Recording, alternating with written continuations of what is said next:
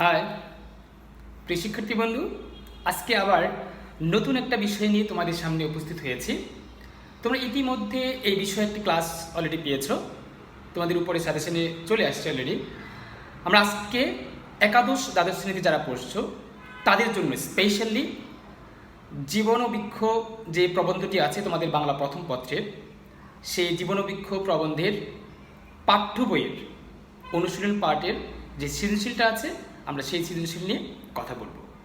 আজকের ক্লাসটি আমি ডেডিকেট করছি, উৎসর্গ করছি তোমরা যারা একাদশ দ্বাদশ শ্রেণীতে আসো তাদের জন্য। তবে আজকের আলোচনা থেকে তোমরা সকল স্টুডেন্টরা, সকল ছাত্রছাত্রী উপকৃত হবে আশা করছি। প্রিয় শিক্ষার্থী বন্ধু, তোমরা ইতিমধ্যে জেনে গেছো যে সৃজনশীল পাঠের মধ্যে 4টি অংশ থাকে। আমি অলরেডি তোমাদেরকে 4টি অংশ দেখিয়েছি, এখানে 4টি অংশ। আমি ওই বিষয়ে আলোচনা আজকে করবো না, কারণ এর আগের যে টিউটোরিয়াল ছিল সৃজনশীলের উপর, ওখানে ডিটেলস আলোচনা করা আছে। আমরা আজকে তোমাদের বইয়ের সৃজনশীল পার্ট নিয়ে একটু কথা বলবো।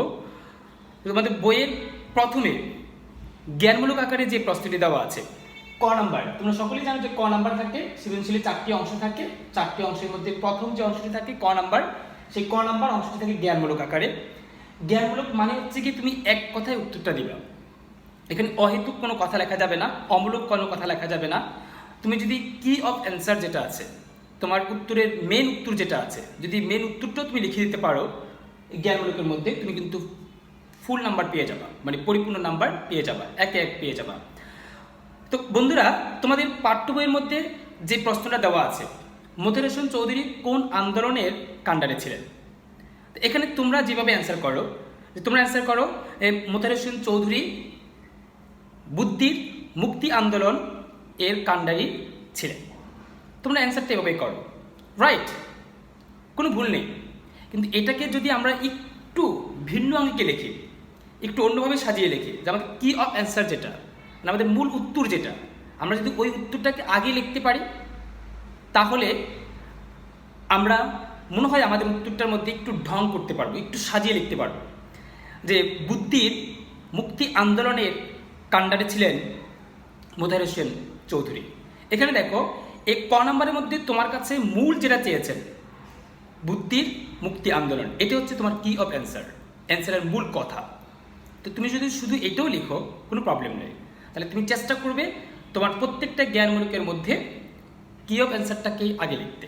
তাহলে আমরা উত্তরটা কীভাবে সাজাবো? বুদ্ধির মুক্তি আন্দোলনের কাণ্ডারে ছিলেন মোতাহার হোসেন চৌধুরী। আমাদের ক নাম্বার শেষ। খ নাম্বারে আসে, তোমাদের খ নাম্বার হচ্ছে গিয়ে অনুধাবনমূলক। এই খ নাম্বার অনুধাবনমূলক পার্টে তোমরা জানো দুটো অংশ থাকে। প্রথম অংশ হচ্ছে গিয়ে দুটো অংশ, প্রথম অংশের নাম বলি জ্ঞানমূলক, দেন হচ্ছে গিয়ে আবার অনুধাবন। হ্যাঁ, তোমরা এইসব বিষয় ক্লাস পেয়েছো অলরেডি, আমাদের আগের ক্লাসে তোমরা সেই বিষয়ে যে তোমরা জেনেছো। এখানে আমরা যে জ্ঞানমূলকটা লিখবো, তার আগে দেখো আমাদের প্রশ্ন কি করেছে। প্রশ্ন করেছে কবি নদীকে মনুষ্যত্বের প্রতীক করতে চেয়েছেন কেন? কবি নদীকে মনুষ্যত্বের প্রতীক করতে চেয়েছেন কেন? তোমরা ইতিমধ্যে জেনেছো যে জীবনবৃক্ষ যে প্রবন্ধটি ছিল, সেই প্রবন্ধের মধ্যে আমরা দুটো বিতর্ক পেয়েছি। মোতাহার হোসেন চৌধুরী তিনি জীবনকে তুলনা করেছেন বৃক্ষের সাথে, আর কবিগুরু রবীন্দ্রনাথ ঠাকুর তিনি জীবনকে কল্পনা করেছেন নদীর গতির সাথে। ওই দিকে ইঙ্গিত করে তোমাকে প্রশ্নটা করা হয়েছে, কবি নদীকে মনুষ্যত্বের প্রতীক করতে চেয়েছেন কেন? এখানে আমাদের যে জ্ঞানমূলকটা হবে, তুমি যদি লিখো যে কবি রবীন্দ্রনাথ ঠাকুর জীবনকে নদীর গতির সাথে মনুষ্যত্বের প্রতীক হিসাবে কল্পনা করেছেন, তুমি এটাও লিখতে পারো। কিন্তু তোমাদের প্রকৃত অর্থে তুমি যে অ্যান্সারটা করলে তোমার খুব ভালো হবে, তুমি এখানে কবির নাম দিয়ে যে এখানে এই উক্তিটা কার, তুমি যদি এই উক্তির নাম করেও প্রশ্ন তুমি জ্ঞানমূলক লিখতে পারো, হয়ে যাবে। তোমরা অনেকেই লিখছো এইভাবে, কিন্তু তুমি অন্যদের থেকে একটু ডিফারেন্স করে লেখার চেষ্টা করবে, অন্যদের থেকে একটু আলাদা করে লেখার চেষ্টা করবে। এক্ষেত্রে তুমি যেটা লিখতে পারো যে মনুষ্যত্বের প্রতীক করতে চেয়েছেন, কেন চেয়েছেন, কেন যেটা আছে এই অ্যান্সারটাকে তুমি একটু আগে নিয়ে আসো। কীভাবে আমরা সাজাতে পারি? মনুষ্যত্বের দুঃখ বেদনা নদীর গতিতে স্পষ্ট হয়ে ওঠে। কি বললাম? মনুষ্যত্বের দুঃখ বেদনা নদীর গতিতে স্পষ্ট হয় বলেই কবি রবীন্দ্রনাথ ঠাকুর জীবনকে বা নদীকে মনুষ্যত্বের প্রতীক করতে চেয়েছেন। তাহলে এখানে আমাদের অ্যান্সারটা যদি আমরা জ্ঞানমূলক এভাবেই লিখতে পারি, তাহলে আমরা আশা করি এক অলরেডি টিচার তোমাকে দিয়ে দিবেন। পরে আমরা অনুধাবনিক প্যারা এসে কী লিখব, তোমরা যেটা সচরাচর করে থাকো যে তোমরা কবি বা প্রবন্ধকার এবং তার যে প্রবন্ধ আছে তার নামটা লিখতে চাও না, কিন্তু তোমরা এখানে এসে একটু কষ্ট করে সাজিয়ে লিখবা যে জীবনবৃক্ষ প্রবন্ধের প্রবন্ধকার মোতাহার হোসেন চৌধুরী, তিনি তার প্রবন্ধের মধ্যে জীবনকে বৃক্ষের সাথে কল্পনা করেছেন, তুলনা করেছেন। কিন্তু রবীন্দ্রনাথ ঠাকুর তিনি জীবনকে কল্পনা করেছেন নদীর গতির সাথে। উল্লিখিত প্রশ্নে কবি রবীন্দ্রনাথ ঠাকুর জীবনকে নদীর গতির সাথে কল্পনা করার পিছনে একটাই কারণ ছিল যে নদীর গতিটা সহজ নয়। নদী এঁকে বেঁকে অনেক কষ্ট করে সে বেড়ে ওঠে, এই বেড়ে ওঠার মধ্য দিয়ে সে অনেক বাধা ডিঙ্গাতে হয়। মানুষের জীবনটাও তাই, অনেক বাধা টপকিয়ে মানুষ সে তার মূল লক্ষ্যে পৌঁছে। তাই কবি রবীন্দ্রনাথ ঠাকুর জীবনকে নদীর গতির সাথে বা নদীকে মনুষ্যত্বের প্রতীক হিসাবে কল্পনা করেছেন। তুমি যদি এইটুকু দয়া করে লিখতে পারো, আশা করি তুমি পরিপূর্ণ নাম্বার 2-2 পেয়ে যাবে। আবার বলছি, তুমি অবশ্যই জ্ঞানমূলকটা মানে কি অফ অ্যান্সার যেটা, এটা অবশ্যই এখানেও ঠিক রাখবে। যেখানে তোমার যে জ্ঞানমূলকটা আছে, এখানে জ্ঞানমূলকটাও তুমি কী রাখবে, দ্যাট মিনস কি অফ অ্যান্সার, এক কথায় তুমি প্রথমে প্রকাশ করবে। আচ্ছা চলো, তোমাদের পাঠ্য বইয়ের মধ্যে যে বিষয়টা আছে, আমরা এখন আমাদের গ নাম্বারে চলে যাই। গ এবং গয়ের জন্য আমাকে সৃজনশীল পাঠটা একটু পড়তে হবে।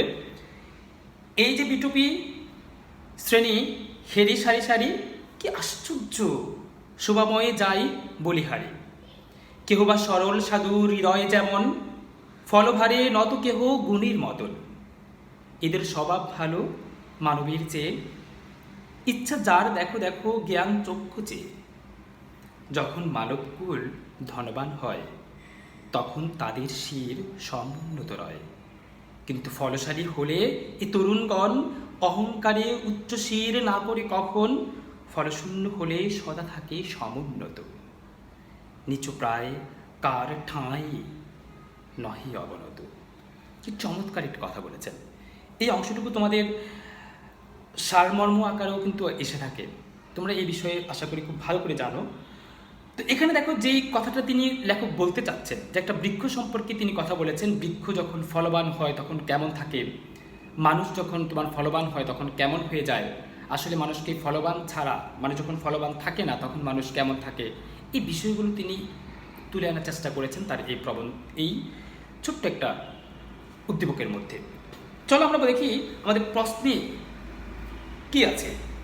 বৃক্ষের দিকে তাকালে জীবনের তাৎপর্য উপলব্ধি সহজ হয়, উক্তিটি উদ্দীপকে কীভাবে প্রতিফলিত হয়েছে ব্যাখ্যা করো।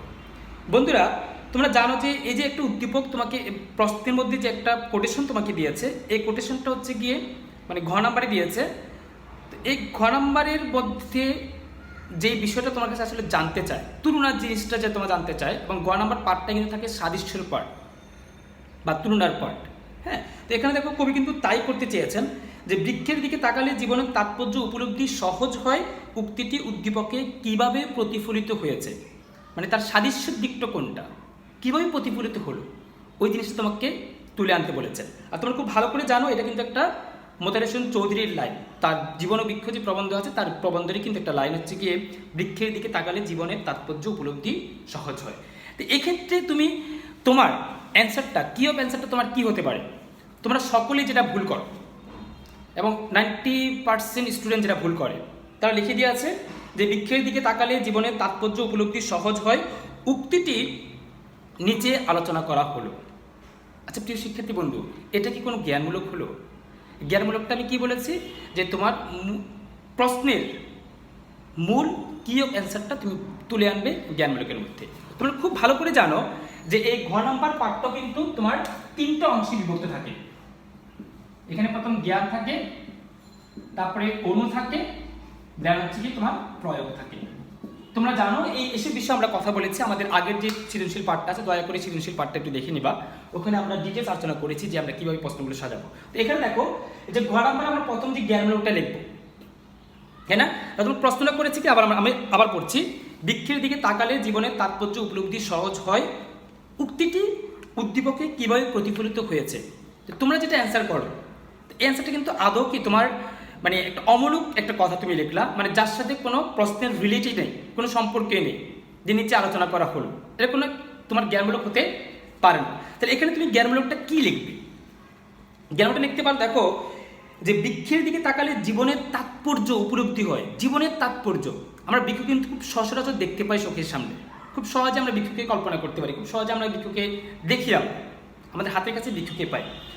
এখানে তুমি লিখতে পারো যে পরকল্যাণে বৃক্ষের আত্মনিবেদনের নীরব সাধনায় মানুষের জীবন কাঠামোর মহত্ব সহজেই অনুমেয় হয় বলেই বৃক্ষের দিকে তাকালে জীবনের তাৎপর্য উপলব্ধি হয়। আবার বলছি, পরকল্যাণে বৃক্ষের আত্মনিবেদনে নীরব সাধনায় মানুষের জীবন কাঠামোর মহত্ব সহজেই অনুমানে হয়, সহজেই অনুমান করা যায়, সহজেই কল্পনা করা যায়। একটা বৃক্ষ সে কতটা সহজে অঙ্কুরিত থেকে শুরু করে সে নীরব সাধনাকে আস্তে আস্তে আস্তে আস্তে বেড়ে উঠছে, ফুল দিচ্ছে, ফল দিচ্ছে, সমস্ত কিছু দেওয়ার পরেও সে কিন্তু তোমার কাছ থেকে কিছুই চাচ্ছে না, সে শুধু তোমাকে কল্যাণ দিয়ে যাচ্ছে, তাই না?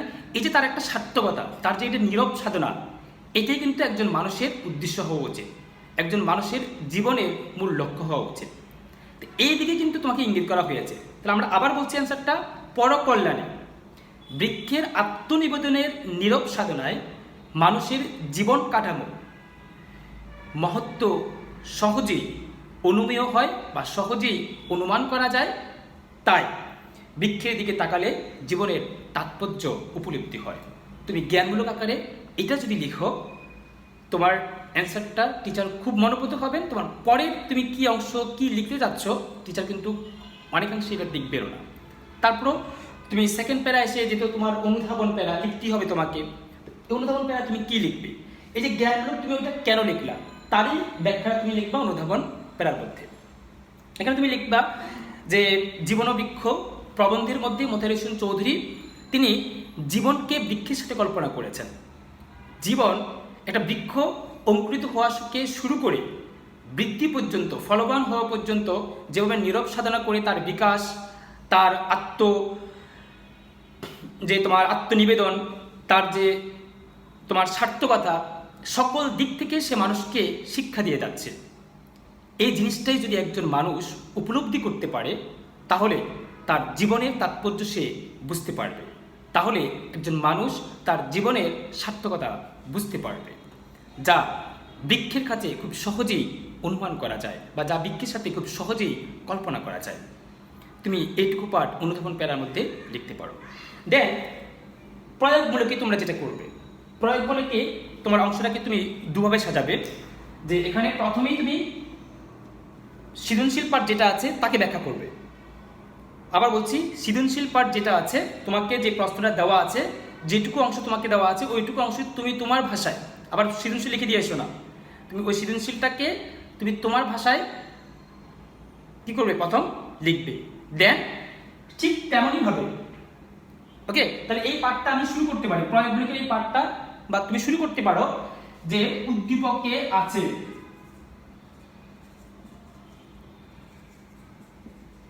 উদ্দীপকে আছে এই কথাটুকু লিখে তুমি উদ্দীপকটা ব্যাখ্যা করবে।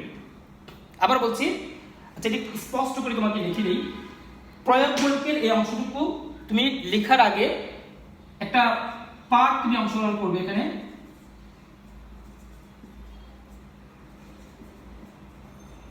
উদ্দীপকে আছে এই যে এই কথাটুকু লিখবে, লিখে দেন তুমি উদ্দীপকটা ব্যাখ্যা করবে।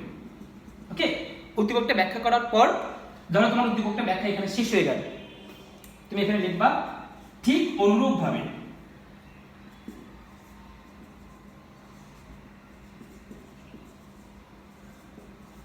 ঠিক অনুরূপভাবে প্রবন্ধকার মোতাহার হোসেন চৌধুরী জীবন বৃক্ষ প্রবন্ধের মধ্যে তিনি এই বিষয়টাকে উল্লেখ করেছেন।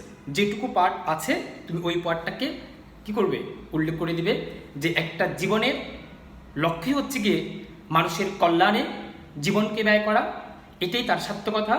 এই সার্থকতা যদি মানুষ তার জীবনে প্রতিফলন ঘটাতে পারে, মানুষ যদি তার জীবনের মধ্যে আবদ্ধ করতে পারে, তাহলে জীবন সার্থক হয়ে ওঠে, তাহলে জীবন সার্থক হয়ে যায়। এই তাৎপর্যটুকু, এই সার্থকতাটুকুর দিকটি বুঝাতে মোতাহার হোসেন চৌধুরী তিনি কি করেছেন, বৃক্ষের দিকে তাকালে জীবনের তাৎপর্য উপলব্ধি সহজ হয় উক্তিটিকে তুলে এনেছেন, বা প্রশ্নোক্ত উক্তিটিকে তুলে এনেছেন। এখন তুমি ইচ্ছে করলে তোমার যখন ধরো তোমার এখানে এসে পাঠটা শেষ হলো, তুমি যদি ইচ্ছে করো যে এই পাঠের অংশে এসে তুমি সুতরাং পাঠটা লিখতে পারো, কিন্তু এটার সাথে একসাথে করে দিবে। 3 নম্বর প্যারাতে তুমি 3টা প্যারাই করবে, গ নম্বরে 4 প্যারা কখনো করবে না। আচ্ছা, তারপর আসো আমাদের লাস্ট অপশন আমরা চলে যাই। তোমাদের ঘ নম্বরের প্রশ্ন যেটা আছে, ঘ নাম্বার, এই ঘ নাম্বারের মধ্যে তুমি 4টা প্যারা করবে। 4টা প্যারা তুমি তোমার এই অংশটুকু সাজাবে। 4টা প্যারা কি কি হতে পারে? প্রথম জ্ঞান লিখবে,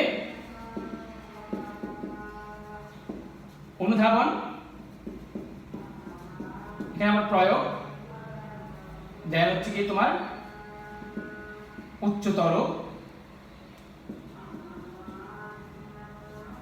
উচ্চতর দক্ষতা।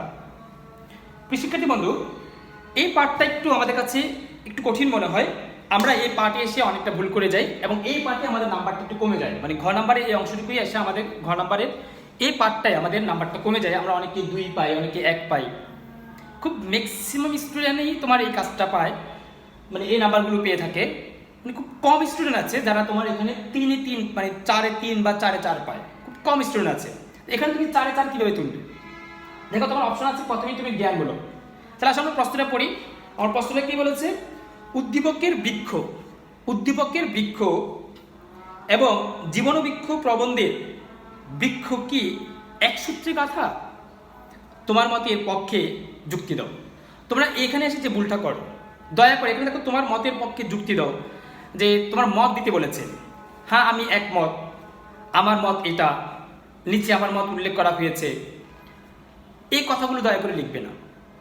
তাহলে প্রশ্ন আমি কিভাবে সাজাবো? প্রথমে তুমি জ্ঞানমূলক লিখতে পারো। দেখো, উদ্দীপকের যে বৃক্ষটার কথা বলা আছে সেই বৃক্ষটা এবং জীবন বৃক্ষ প্রবন্ধের মধ্যে যে বৃক্ষের কথা বলা আছে অবশ্যই একই সূত্রে গাঁথা। ওকে, তুমি লিখতে পারো উক্তির যথার্থ, নো প্রবলেম, এটাও তুমি লিখতে পারো। অথবা তুমি এর বাইরে এসে যদি তোমার এই উত্তরটাকে একটু অন্যভাবে সাজাতে চাও, তাহলে তুমি লিখতে পারো যে মানব জীবনের মূল উদ্দেশ্য তুলে ধরার মধ্য দিয়ে উদ্দীপকের বৃক্ষ এবং জীবনবৃক্ষ প্রবন্ধের বৃক্ষ একই সূত্রে গাঁথা। আবার বলছি যে কোন দিক থেকে একই সূত্রে গাঁথা, তুমি ওই কি অফ অ্যান্সারটাকে তুলে আনবে। কোন দিক থেকে গাঁথা, যে একই সূত্রে গাঁথা, তুই বললো হ্যাঁ একই সূত্রে গাঁথা, কিন্তু এখানে যদি তুমি কোন দিক থেকে গাঁথা, মানে কোন দিক থেকে সাদৃশ্য আছে, কোন দিক থেকে তোমার গেঁথে আছে, একসাথে আবদ্ধ হয়ে আছে, ওই আবদ্ধ জায়গাটুকু তুমি যদি উল্লেখ করে দাও, তাহলে তোমার অ্যান্সারটা কিন্তু খুব সুন্দর হয়ে যায়। তুমি কি লিখবে? মানব জীবনের মূল উদ্দেশ্য তুলে ধরার দিক থেকে, মানব জীবনের আসলে উদ্দেশ্যটা কি, এই উদ্দেশ্য তুলে ধরার দিক থেকে উদ্দীপকের বৃক্ষ এবং জীবনবৃক্ষ প্রবন্ধের বৃক্ষ একই সূত্রে গেঁথে আছে।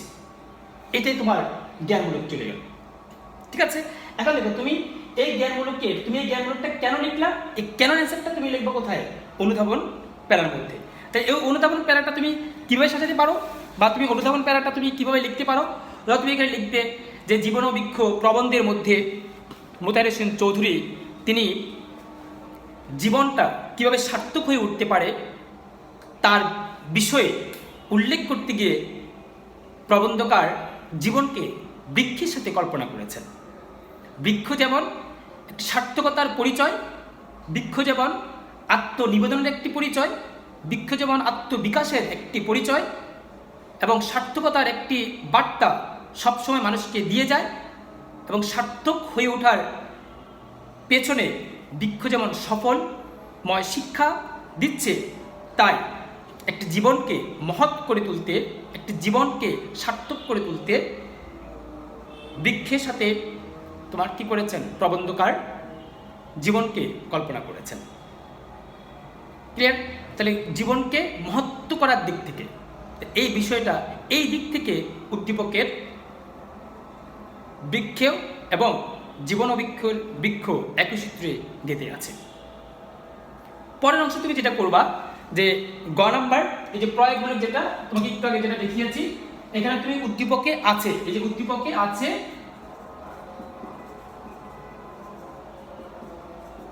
উদ্দীপকে আছে এই কথাটি লিখে তুমি আবার পুনরায় কি করবে? উদ্দীপকটি ব্যাখ্যা করবে। হ্যাঁ, অনেকাংশে তোমার দেখা যাচ্ছে এখানের উদ্দীপক, এই যে প্রয়োগ, একটু আগে কিন্তু তুমি উদ্দীপকে আছে বলে উদ্দীপকটা ব্যাখ্যা করেছো, তোমাদের কাছে অনেকের কাছে এই জিনিসটা মনে হতে পারে। হ্যাঁ, কিন্তু এখানে তুমি খুব সহজে, একেবারে খুব সহজে, খুব শর্টকাট করে এখানে ব্যাখ্যা করবে, কারণ একটু আগে তুমি তো ব্যাখ্যা করেছো, কারণ এর বাইরে তোমার তো উদ্দীপকটা নেই, একই উদ্দীপক তোমার কাছে আছে। হ্যাঁ, তো তুমি উদ্দীপকটাই খুব সহজে এখানে ব্যাখ্যা করবে। যে তুমি লিখতে পারো উদ্দীপকে আছে বলে যে তোমার সাধনার কথা বলতে পারো, ত্যাগের কথা বলতে পারো, যে বৃক্ষের বিকাশের কথা বলতে পারো, বৃক্ষের আত্মনিবেদনের কথা বলতে পারো। হ্যাঁ, এই যে তার বিষয় যে দিকগুলো আছে, এই দিকগুলো বৃক্ষ প্রকাশ করছে। ঠিক অনুরূপভাবে যে একটি মানব বা মানব জীবনের যে সার্থকতা, এটাও সার্থক হয়ে উঠবে, সাফল্য মণ্ডিত হয়ে উঠবে যদি বৃক্ষের মতো করে সে নীরব সাধনা করে, বৃক্ষের মতো করে নিজেকে সাজিয়ে তোলে, সার্থক করে তোলে। দেন তোমার চতুর্থ নাম্বার প্যারা এসে, এই চতুর্থ উচ্চতর দক্ষতা যেটা আছে, এই উচ্চতর দক্ষতার মধ্যে তুমি যেটা করবে যে উদ্দীপকের আলোকে বলা যায়,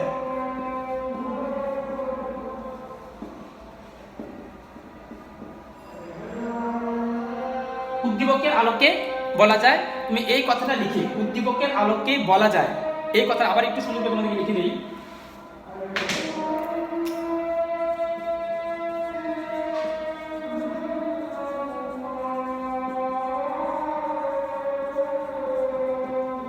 উদ্দীপকের আলোকে বলা যায়, এই কথাটুকু লিখে তুমি তোমার এই চতুর্থ পাঠটিকে সাজাবে।